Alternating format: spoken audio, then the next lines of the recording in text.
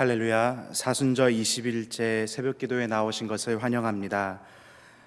남은 사순절 기간 동안 주님의 은혜를 더욱 경험하시며 주님과의 관계가 깊어지시길 기도합니다. 이 시간 찬송가 379장 함께 부르시겠습니다.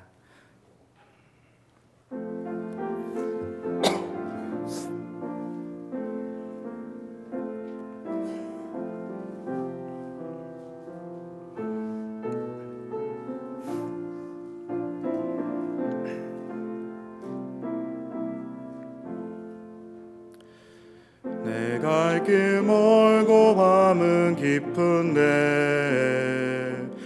빛 대신 주 저 본향 집을 향해 가는 길 비추소서. 내 가는 길 다 알지 못하나 한 걸음씩 늘 인도하소서.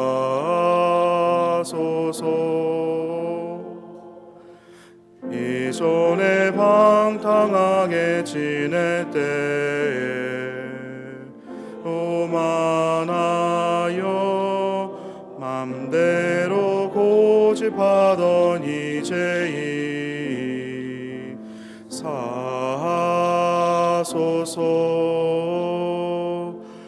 내 지은 죄 다 기억 마시고 주 뜻대로 늘 주하소서.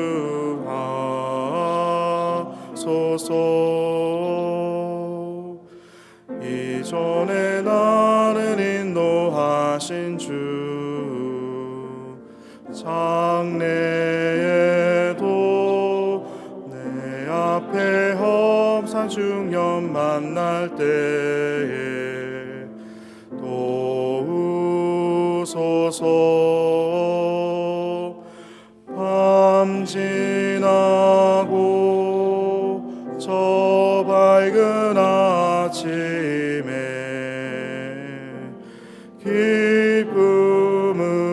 기쁨으로 내 주를 만나리.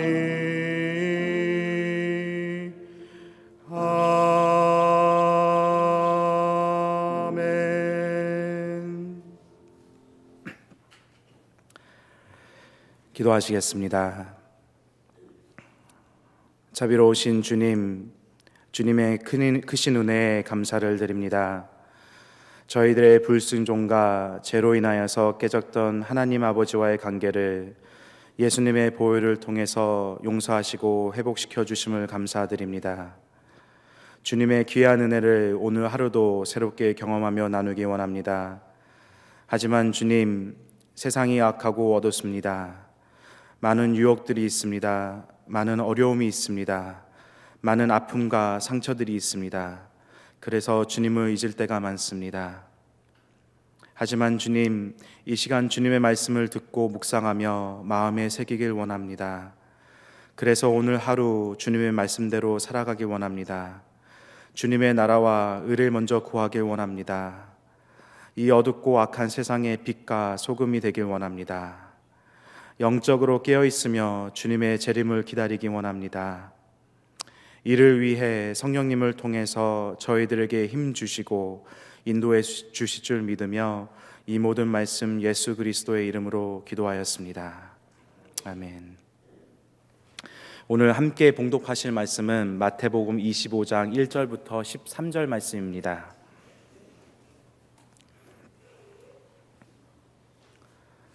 마태복음 25장 1절에서 13절 말씀을 다 같이 한 목소리로 봉독하시도록 하겠습니다.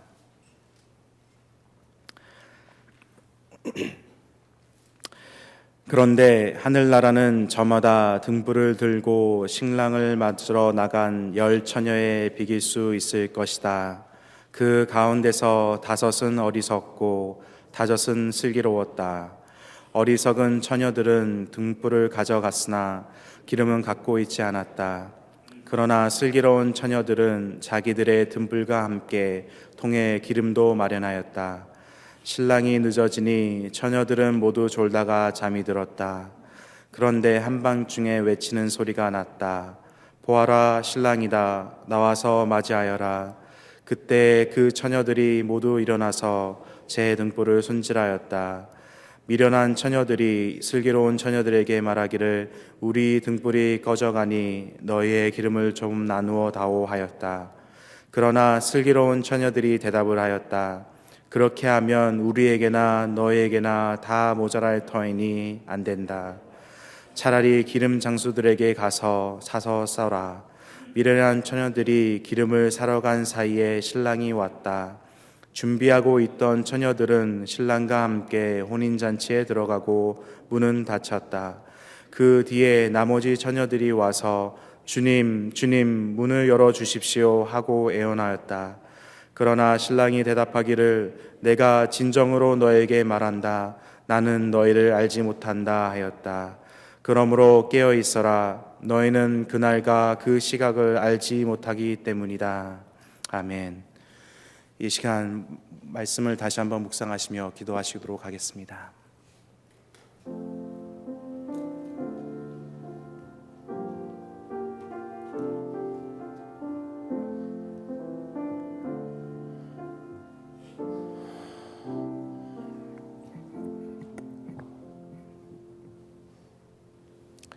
이 아침에도 주님께서 주시는 은혜가 여러분과 함께 하시기를 바랍니다. 재림에 대한 설교의 결론으로서 주님은 25장에서 세 개의 비유를 말씀하십니다. 앞에서도 무화과 나무의 비유와 신실하고 지혜 있는 종의 비유를 말씀하셨는데요. 25장에 나오는 세 개의 비유는 그보다 더 스토리화된 긴 그런 이야기가 나오고 있습니다. 첫 번째 비유는 많이 교회를 다니신 분들은 많이 들어서 기억하고 있는 이야기일 것입니다. 또다시 혼인잔치를 배경으로 삼으시지요. 주님은 당신과 함께 있는 것을 혼인잔치에 비유하셨습니다. 혼인잔치의 기쁨이 주님과 함께 있는 주님의 나라의 그 특징이기 때문에 그렇습니다. 구원자로 오셔서 하나님의 나라를 선포하시고 용서와 치유와 회복을 이루셨습니다. 그렇기 때문에 혼인잔치의 기쁨이 그곳에 있게 되어 있습니다. 그런데 주님은 당신의 재림에 대해서도 혼인잔치의 비유를 사용하십니다. 재림의 때는 이미 맛보았던 혼인잔치의 기쁨이 완성되는 때입니다. 주님은 10명의 처녀를 여기에 등장을 시키지요. 유대인들의 혼인잔치는 보통 저녁에 신랑 집에서 열리게 되어 있습니다. 이번에 지난 가을에 저희가 방문했을 때도 지나가는데 어느 그 동네에 그 의자가 쭉 깔려 있고 천막이 쳐져 있어서 저 뭘 준비하는 거냐 그랬더니 오늘 저녁에 있을 결혼 잔치 준비하는 거다. 이제 그런 얘기를 했습니다. 잔치가 시작이 되면 손님들이 이제 그 음식을 먹는 사이에 그 신랑이 신부를 데리러 친구들과 함께 신부 집으로 갑니다. 보통 가까운 동네 사람들끼리 결혼을 하니까요. 한두 시간이면 이제 가서 데리고 오게 되고 신랑이 이제 신부를 데리고 오면 잔치는 절정에 이르게 되지요. 신랑이 신부를 데리러 가면 신부의 친구들은 신랑의 집에서 신부를 맞이할 준비를 합니다. 이 비유에 등장하는 10처녀는 바로 그 일을 지금 준비하고 있는 것이죠. 오늘 스토리에서 주님은 10처녀 중에 5은 슬기로웠고 5은 어리석었다고 말합니다. 10처녀 모두 등을 가지고 있습니다. 신약성서 배경을 연구한 분들은 아마 이게 등이 아니라 횃불이 아니었을까 그런 제안도 합니다만은 그게 등이었든 횃불이었든 간에 기름이 있는 동안 제한적으로밖에는 탈 수가 없는 것이지요. 슬기로운 5처녀는 혹시나 신랑이 늦어질지 모르는 상황을 대비해서 따로 그 기름을 준비하고 있었고 어리석은 5처녀는 그저 기름통에 있는 그 통만 등에 있는 통에만 채웠던 것 같습니다. 우리는 앞에서 어제 본 말씀에서 슬기롭다 하는 말이 신중하다 하는 말과 같다, 그렇게 말씀을 드렸습니다. 어리석은 다섯 처녀는 신중하지 못했던 것이지요. 5절을 보면 신랑이 늦어지니 처녀들은 모두 졸다가 잠이 들었다 되어 있습니다. 신랑이 예상보다 늦어진 것입니다. 기다리던 10처녀는 모두 졸다 지쳐 잠이 들었습니다. 주께서는 항상 깨어 있으라고 24장에서 말씀을 하셨는데, 그 깨어 있으라는 말이 육체적으로 잠을 자지 말라는 뜻이 아니라는 것을 여기서 알 수 있겠죠. 슬기로운 다섯 처녀도 늦어지니까 잠에 들었습니다. 한밤중에 신랑이 도착했을 때 슬기로운 다섯 처녀는 얼른 일어나서 불을 밝히고 신랑을 맞을 수 있었고, 나머지 어리석은 다섯 처녀는 꺼져버린 등불을 들고 어쩔 줄 몰라 했다는 것이지요. 그러니까 이 슬기롭고 어리석은 그 차이는 잠을 잤느냐 안 잤느냐가 아니라 주님이 오실 때에 대해서 충분한 기름이 준비되어 있느냐, 그것에 의해 결정된다는 것이지요. 이 비유에서 기름이 무엇을 의미하느냐 하는 것에 대해서 주석학자들이 이렇게 저렇게 의견이 분분합니다. 그러나 믿음으로 보는 것이 제일 옳아 보입니다. 앞에서 주님은 끝까지 지키는 사람은 구원을 얻을 것이다 라고 말씀을 하셨지요. 재림의 날이 늦어질 때 끝까지 견디려면 믿음이 필요합니다. 앞에서 언급했지만 믿음을 지키기 위해서 필요한 것이 바로 믿음입니다. 믿음을 지킨다는 말은 하나님을 떠나가지 않는 것을 말하지요. 견디기 힘들 정도로 환난이 길어질 경우에 우리는 하나님을 떠나는 유혹에 직면하게 됩니다. 물질적인 풍요는 하나님 대신에 물질을 섬기도록 유혹하지요. 이런 상황에서 필요한 것이 믿음입니다. 하나님에 대한 참된 믿음이 있어야만 끝까지 견디는 거지요. 어리석은 처녀들의 믿음을 어떻게 비유할 수 있을까요? 아마 그들은 웬만큼 믿으면 되겠지, 그런 생각을 했을 것 같습니다. 적당한 선에서 믿는 것으로 충분하다고 생각을 했을 것입니다. 부담 없이 믿는 게 더 좋다고 생각을 했을 것입니다. 혹은 손해가 안 될 정도만 믿으면 된다고 생각했는지도 모릅니다. 예수님의 비유 중에 값진 보석을 발견하고는 자기 있는 재산을 다 털어서 그 재산을 산 상인을 비유에 등장을 시켰었는데요. 하나님 나라라고 하는 것이, 우리에게 하나님이라고 하는 것이 그렇게 절대적인 것인데, 그런데 지금 이 어리석은 처녀들은 그 정도 투자는 하지 않겠다, 적당한 정도만 투자하겠다고 생각을 한 사람들이지요. 그들의 믿음의 진상은 초저녁에는 드러나지 않았습니다. 슬기로운 처녀들과 별로 다르지 않아 보였습니다. 하지만 밤이 깊어지자 그들의 믿음의 바닥이 드러난 것이지요. 슬기로운 처녀들은 반면에 그 하나님 나라의 가치를 알고는 그게 나에게 절대라고 하는 사실을 깨닫고 거기에 모든 것을 투자하는 믿음이었습니다. 앞에서 말한 보석상처럼 하나님 나라가 이렇게 귀한 것을 알고는 다른 것을 다 버려도 나는 하나님 나라를 찾겠다고 하는 그런 마음을 가진 사람들입니다. 그렇기 때문에 적당히 믿는 것, 웬만큼 믿는 것, 부담 없이 믿는 것에 만족하지 않습니다. 할 수 있는 힘껏 하나님 나라에 투자합니다. 하나님 나라를 위해 기꺼이 부담을 떠안습니다. 나에게 이익이 될 만큼만 믿는 것이 아니라 내게 희생이 되기까지 믿는 것입니다. 그렇기 때문에 재림이 늦어지고 환난이 깊어져도 믿음을 버리지 않습니다. 그것을 견딜 만한 여분의 믿음이 있었기 때문이지요. 이 말씀에 우리 자신을 비추어 봅니다. 우리의 믿음은 어떤 믿음입니까? 지금은 우리의 믿음이 진짜인지 가짜인지 알 수 없습니다. 밤이 깊어지고 환난이 깊어지면 우리의 믿음의 바닥이 드러날 것입니다. 이렇게 사순절에 새벽기도까지 하고 이렇게 잘 믿는 것 같았는데, 그런데 막상 환난의 날에 그 믿음의 얕은 바닥이 드러난다면 얼마나 낭패일까요? 폭풍이 친 다음에 숲에 가보면 아름드리 나무들이 뿌리채 뽑혀 나뒹구는 것을 보게 됩니다. 그렇게 뿌리채 드러났을 때 그 뿌리를 보고 참 놀라게 됩니다. 어쩌면 저렇게 큰 나무가 저렇게 얕게 뿌리를 내리고 살았을까? 그러면서 우리의 믿음도 저 모양 아닐까 생각을 하며 두려워하게 됩니다. 믿음의 뿌리를 깊게 내리도록 힘써야 합니다. 깊은 밤까지 견딜 믿음을 얻어야 합니다. 그런 믿음을 얻기 위해 우리는 아직 여유 있을 때 예수 그리스도를 통해 하나님을 더 깊이 알고 하나님 나라를 더 분명히 보도록 힘써야 합니다. 믿는다고 하면서도 여전히 눈은 자기 자신만을 바라보고 사는 사람들이 많이 있습니다. 그런 믿음 가지고는 안 됩니다. 눈을 돌려 하나님을 보아야 합니다. 하나님 나라를 보아야 합니다. 하나님과 하나님 나라를 제대로 보면 그것이 우리에게 절대인 것을 알게 되지요.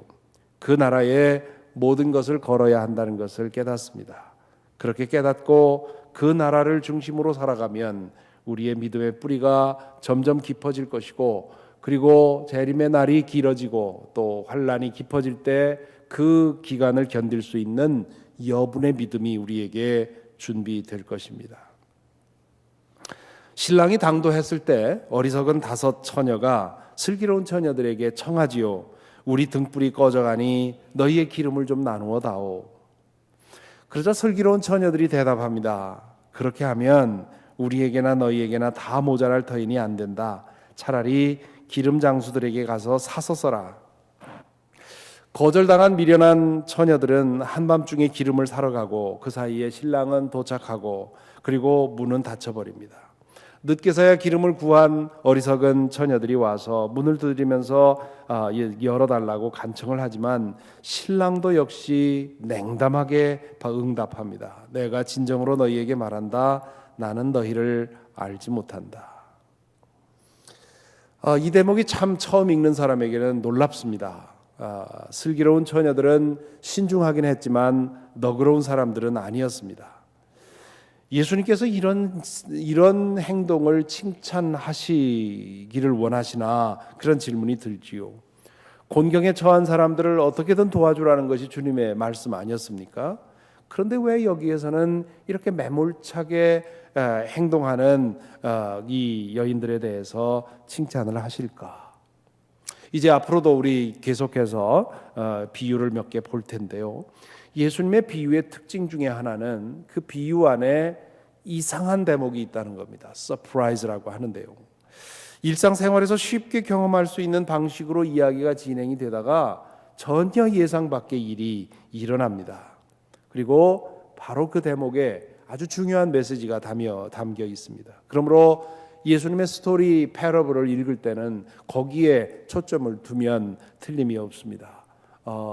늘 우리가 생각할 수 있는 이야기인데 반전이 일어나는 그런 포인트를 보는 것이지요.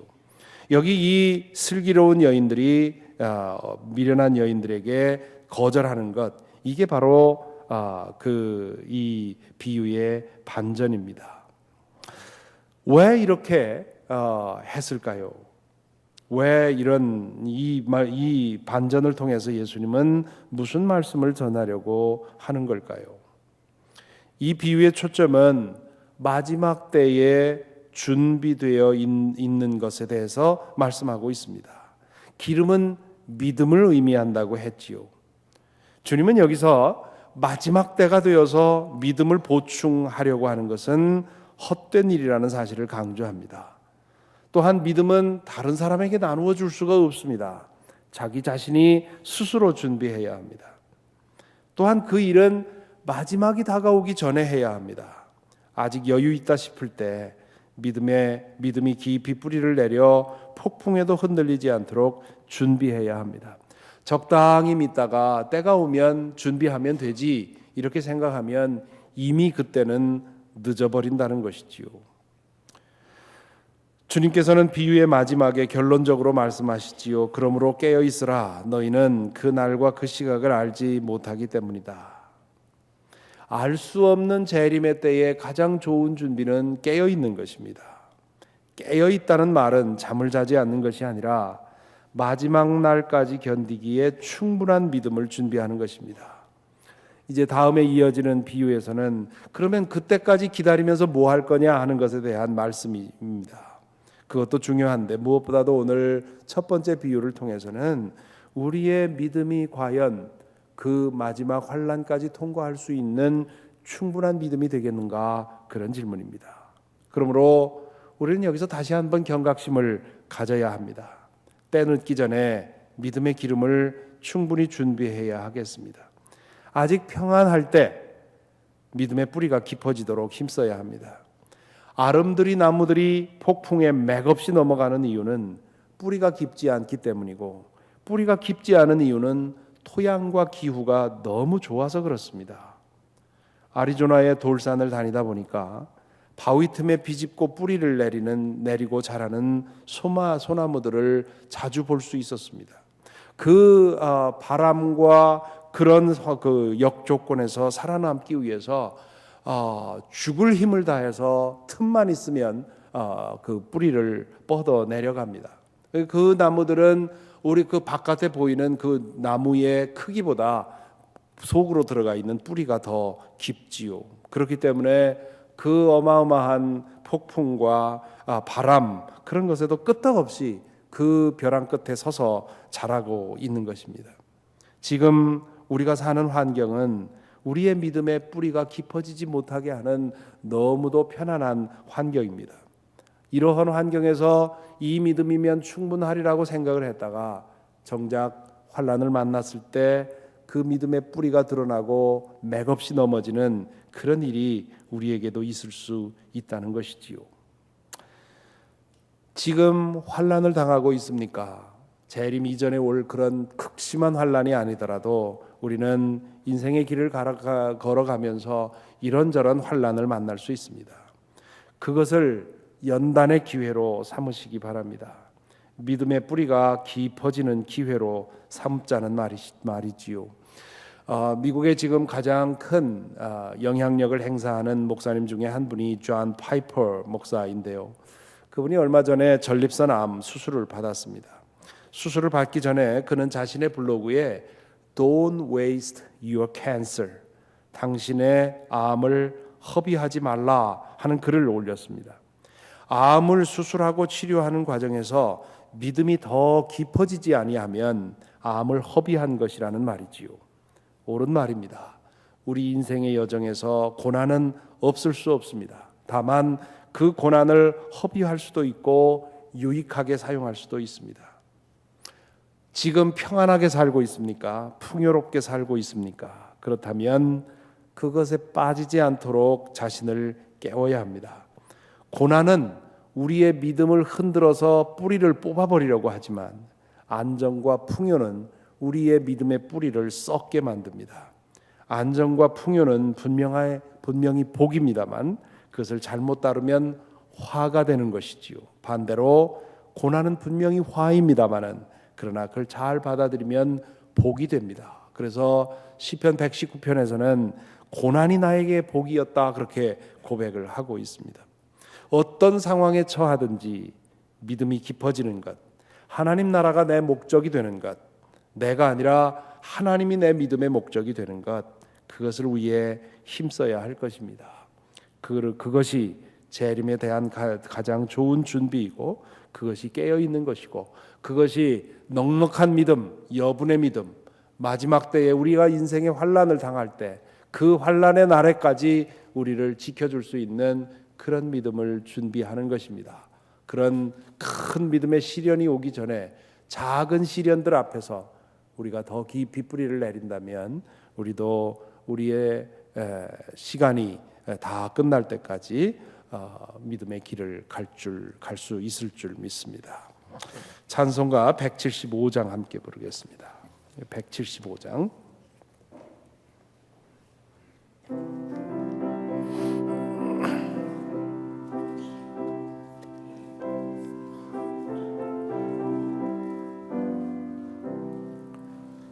신랑 되신 예수께서 다시 오실 때 밝은 등불 들고 나갈 준비 됐느냐? 그날 밤에 주님 맞을 등불이 준비됐느냐. 예비하라.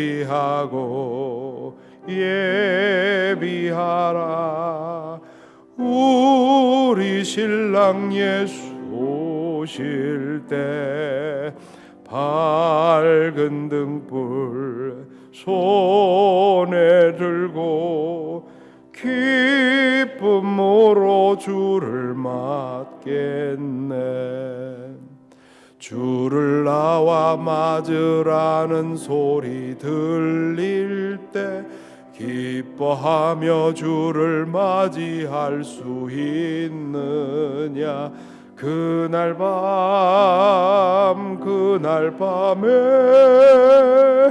주님 맞을 등불이 준비됐느냐. 예비하라.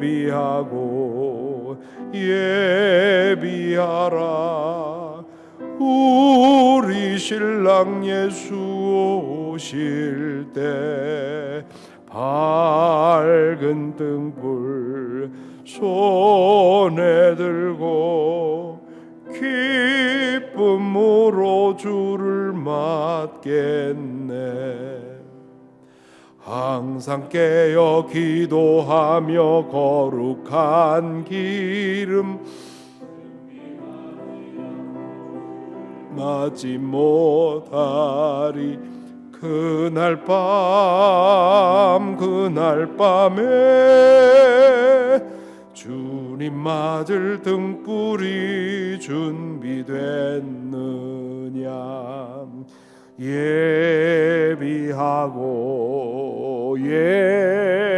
예비하라.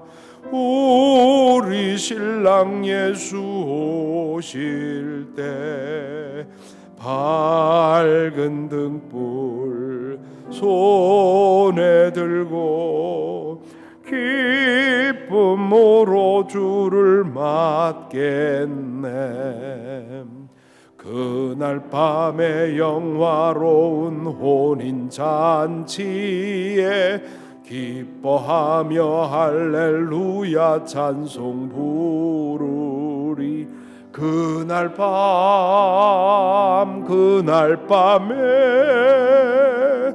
주님 맞을 등불이 준비됐느냐.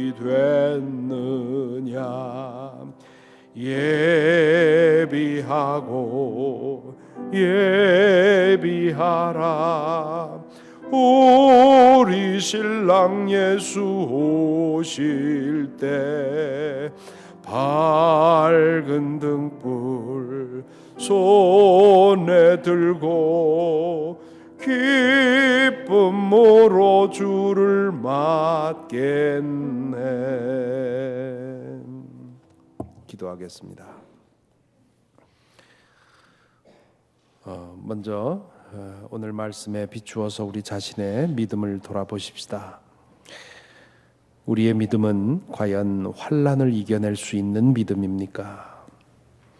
아니면 작은 환난, 작은 문제 앞에서도 사정없이 흔들리는 그런 믿음입니까? 어떤 변화와 어떤 문제 앞에서도 흔들리지 않고 그것을 받아들일 수 있는 믿음입니까? 우리의 믿음은 앞으로 맞게 될지도 모를 큰 환난을 위해서 준비되어 있는 여분의 믿음이 있습니까? 아니면 지금 그저 적당히 그저 필요한 만큼 그렇게 믿고 있습니까? 혹시 여러분은 지금 어려움을 당하고 있습니까? 고난을 당하고 있습니까? 그것을 허비하지 마시기 바랍니다. 그것을 통해서 그 메마른 돌 틈을 죽을 힘을 다해 뚫고 들어가 결국 버티고 서는 나무처럼 환난 속에서, 환난 중에서 믿음의 뿌리가 더 깊어지도록 힘써야 할 것입니다. 그 환난은 결국 지나가게 되어 있습니다. 환난이 지나간 후에 무엇이 남겠습니까? 초라하게 드러난 우리의 믿음의 바닥이 남겠습니까? 아니면 깊은, 더 깊이 들어간 우리의 뿌리가 남겠습니까? 혹은 지금은 편안합니까? 안정되어 있습니까? 혹은 풍요롭습니까? 그 축복이 화가 되지 않도록 더욱 깨어 살아야 하겠습니다. 하나님께서 우리에게 주신 복이 그것의 함몰됨으로 인해서 우리의 믿음의 뿌리가 썩지 않도록 해야 할 것입니다. 이 시간 우리 함께 우리 자신의 믿음을 위해서 기도하십시다. 우리의 믿음이 이 슬기로운 처녀들처럼 여분의 기름이 준비되어 있어서 어떤 상황을 만나더라도 하나님 떠나지 않고 하나님 붙들고 하나님 나라 잃지 않는 그런 믿음 주옵소서. 마지막에 닥쳐올 그런 환난 앞에서 하나님 없다고, 하나님 믿어봐야 무슨 소용이냐고 등을 돌리는 믿음이 아니라 하나님 앞에 깊이 뿌리 내리는 그런 믿음 되도록 우리 기도해야 되겠습니다. 기도하십시다. 아버지 하나님, 이 아침에 저희를 붙들어 주시고 깨워 주시고 새 아침 주셔서 이 시간 주의 말씀을 묵상하며 기도하게 하여 주신 것 감사합니다. 오 주님이여, 주께서 하신 말씀을 비추어서 우리 자신을 돌아봅니다. 과연 우리의 믿음이 환난을 버텨낼 수 있는 믿음인지, 어려움과 고난을 이겨낼 수 있는 믿음인지 주님, 우리 스스로 되돌아봅니다. 아버지 하나님, 저희를 붙들어 주시옵소서. 고난에 주님 흔들리지 아니하고 또한 번영과 안정에 부패되지 않는 그런 믿음을 저희가 가질 수 있도록 인도하여 주시옵소서.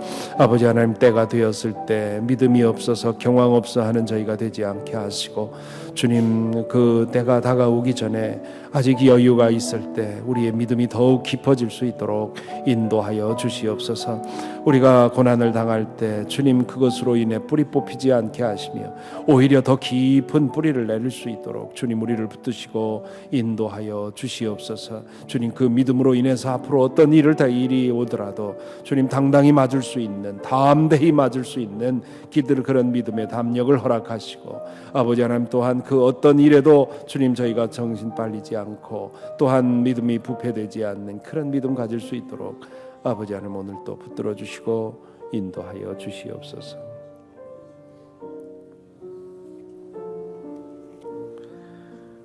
이 시간에 우리 교회의 공동 기도 제목을 가지고 한 번 더 기도하겠습니다. 우리 선교지와 선교사님들을 위해서 기도할 텐데요. 멕시코의 김승석, 김종희 선교사 부부를 위해서 기도해 주시기 바랍니다. 이제 그 선교센터를 완성하기 위해서 많은 그 충분치 않은 예산 속에서 그래도 최고로 짓기 위해서 애를 쓰고 있습니다.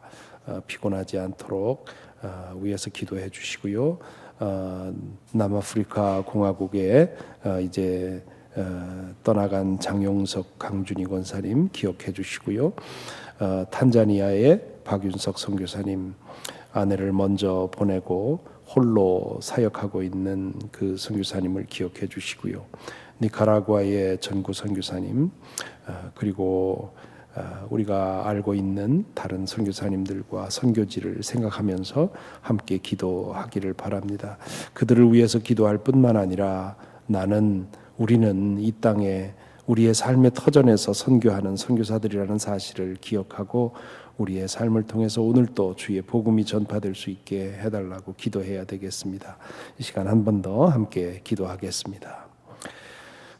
아버지 하나님, 교회를 통해서 주의 역사를 이루시고 주님의 그 하나님 나라의 복음을 전하시는 주님, 우리 교회를 붙들어 주셔서 선교에 대한 열정을 갖게 하여 주시옵시고, 아버지 하나님, 우리 자신만을 위하는 것이 아니라 우리의 것을 나누어 어렵고 힘든 지역에 있는 이들을 위해 섬길 수 있도록 인도해 주신 것 감사합니다. 멕시코의 나다니엘 센터를 기억합니다. 김종희 선교사와 김승석 선교사를 기억합니다. 주님이여 저들 붙들어 주시고 인도하여 주시옵소서. 주님, 특별히 이제 증축 공사를 마무리하는 과정에 있습니다. 참으로 여러 가지 어렵고 힘든 과정에 있지만 주여 저들 가운데 함께 하시고 우리 교회를 붙들어 주셔서 이 일을 완성할 수 있도록 인도하여 주시옵시고, 그리하여 주님, 이 까깔체니 그리고 그 지역에 있는 동네들이 그 사람들의 삶이 변화하고 하나님의 영광이 드러날 수 있도록 인도하여 주옵소서. 남아공에 간 강준희 권사와 장용석 권사를 위해 기도합니다. 주님이여 저들 가운데 함께 하시고 저들에게 이 건강을 허락하시고, 아버지 하나님, 그들이 꿈을 꾸고 기도할 때 주께서 그 길을 열어주셔서 아버지 하나님, 그들의 연약함이 주님의 강함의 증거가 될 수 있도록 인도하여 주시옵소서. 아버지 하나님, 탄자니아의 박윤석 선교사를 기억합니다. 니카라구아의 전구 선교사를 기억합니다. 아버지 하나님, 또한 우리가 기도하며 후원하고 있는 많은 선교사들을 기억합니다. 아버지 하나님, 그 곳곳에 주님 함께하여 주시옵시고 주의 성령의 임재를 그곳에 함께하여 주셔서 주님, 주의 영광 드러나게 하시고 주의 복음이 전해지게 하시며 주의 사랑이 더 널리 펼쳐질 수 있도록 인도하여 주옵소서. 우리가 오늘 하루 살아다 가는 동안 우리의 삶의 현장에 파견받은 선교사라는 사실을 기억할 수 있도록 인도하여 주시옵시고, 우리의 언행 심사를 통해서 주님의 뜻 드러나게 하시고 주님의 사랑 드러나게 하여 주시옵소서.